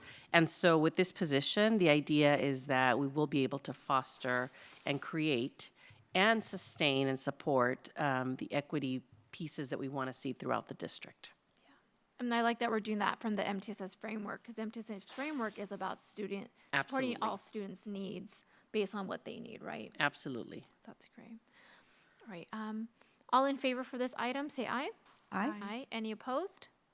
Okay, the motion carries 5-0.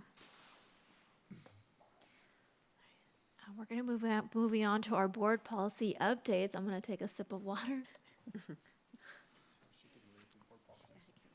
So with all these different board policy updates, as a friendly reminder, every time we have things that are updated with state law or education code, then we do get these recommendations about updating our policies, right? And so we'll have our first approval, and then we'll have at the next meeting the approval for the second reading. All right. Starting with item 1. Consideration of approval first reading of revised board policy 0430 and administrative regulation 0430, comprehensive local plan for education. I move to approve. Is there a second? I'll second. Second by Ms. Cobian. Are there any questions or discussion? All in favor say aye. Aye. Any opposed? The motion carries 5-0. Item 2, consideration of approval of first reading of revised board policy 0450 and administrative regulation 0450 on comprehensive safety plan. I move to approve. Is there a second? I'll second. Second by Ms. Flores. Are there any questions or discussion? All in favor say aye. Aye. Any opposed? The motion carries 5-0. Item 3, consideration of approval of first reading of revised board policy 0460 and administrative regulation 0460 on local control and accountability plan. I move to approve. Is there a second? I'll second. Second by Ms. Rivas. Are there any questions or discussion? All in favor say aye. Aye. Any opposed? The motion carries 5-0. Consideration of approval of first reading of revised board policy 3250 and administrative regulation 3250 on transportation fees. I move to approve. Is there a second? I'll second. Second by Ms. Flores. Are there any questions or discussion? All in favor say aye. Aye. Any opposed? The motion carries 5-0. Number 5, consideration of approval of first reading of revised board policy 3260 and administrative regulation 3260 on fees and charges.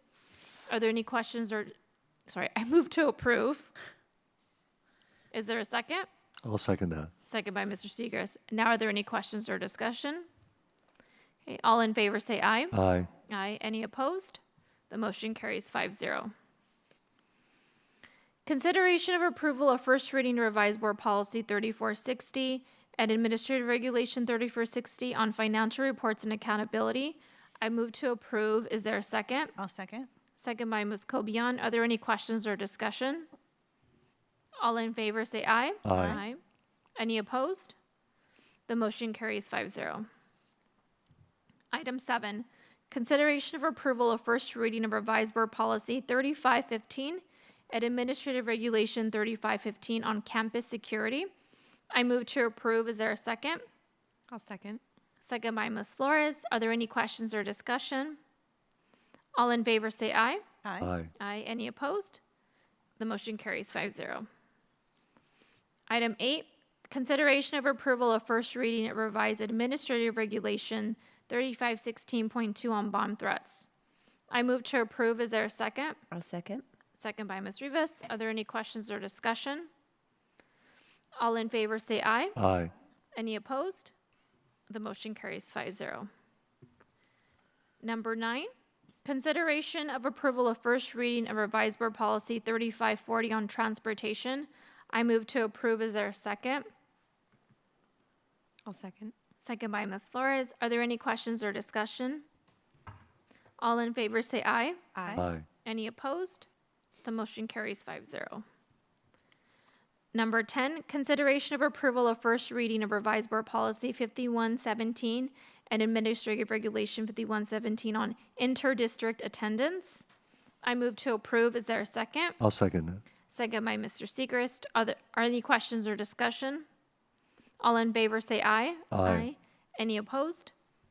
The motion carries 5-0.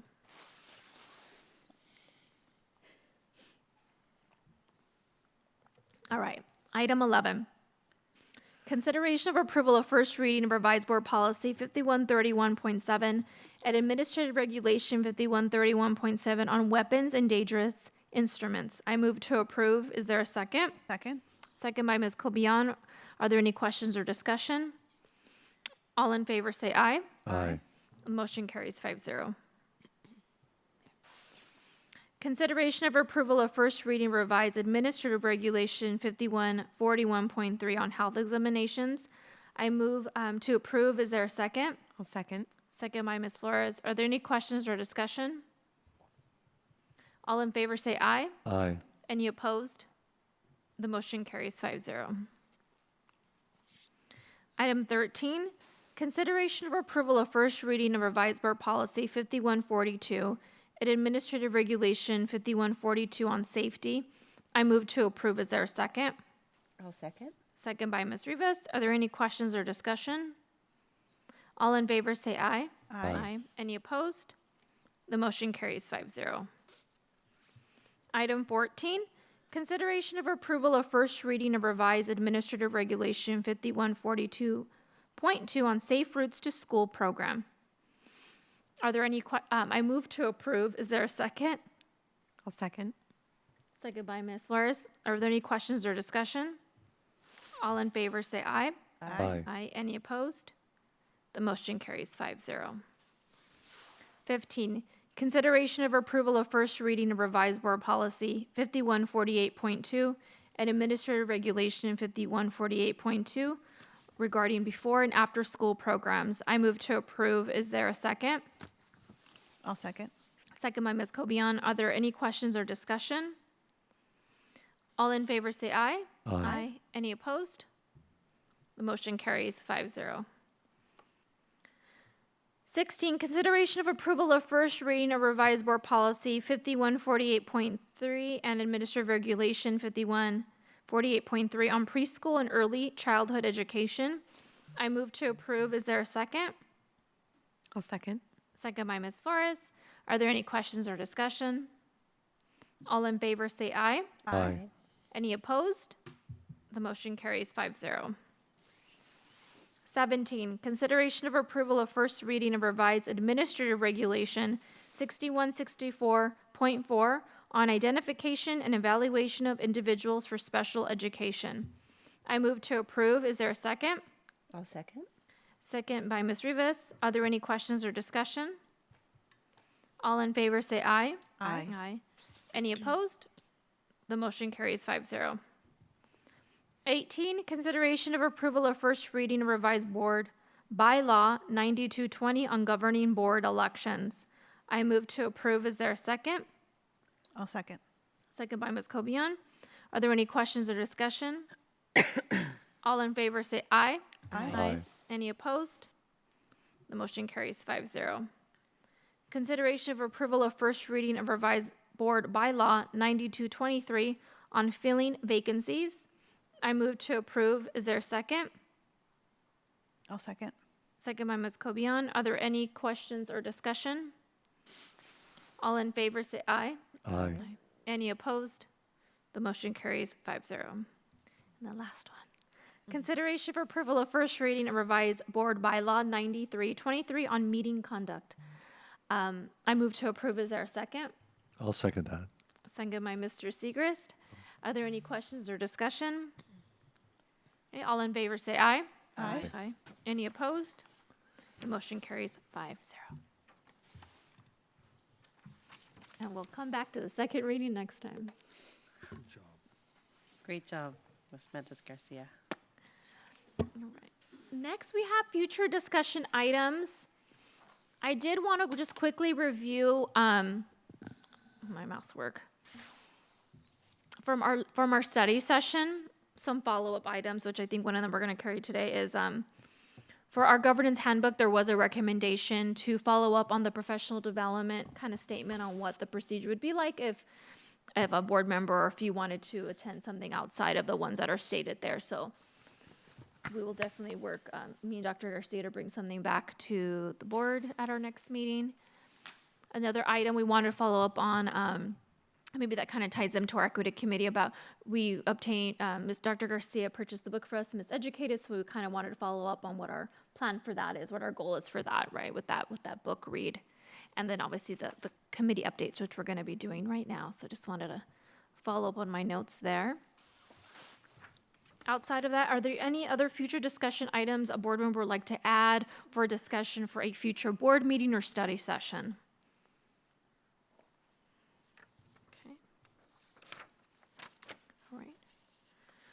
Okay, our next item is item 2 on board subcommittees. So we have our advocacy committee, which already has our 2 board members, myself and Ms. Kobian, but we do have an open vacancy in our equity committee. Right now we have Ms. Riva, so open it up. Is there a board member that would be interested in filling that position? I'd be interested. Okay, yeah. We have Ms. Flores interested, yeah. All right, I think we're on in agreement. Yes? Great, okay. All right. Anything else? I'm not sure. That was it, right? We don't have to take a. No, we don't vote. If just Yeah. if the board's in agreement, then. Board's in agreement. I'm seeing nods heading. Okay, just following up with that. Okay, and then I know that we'll make sure to schedule some time to have an update, and we'll set up meetings as pairs with Dr. Garcia so that we can look at planning and then what we want to bring back to the board on our update on both committees. That would be great. That's great. Thank you, Ms. Flores. Okay, and then our next item here, we left the CSBA discussion on here.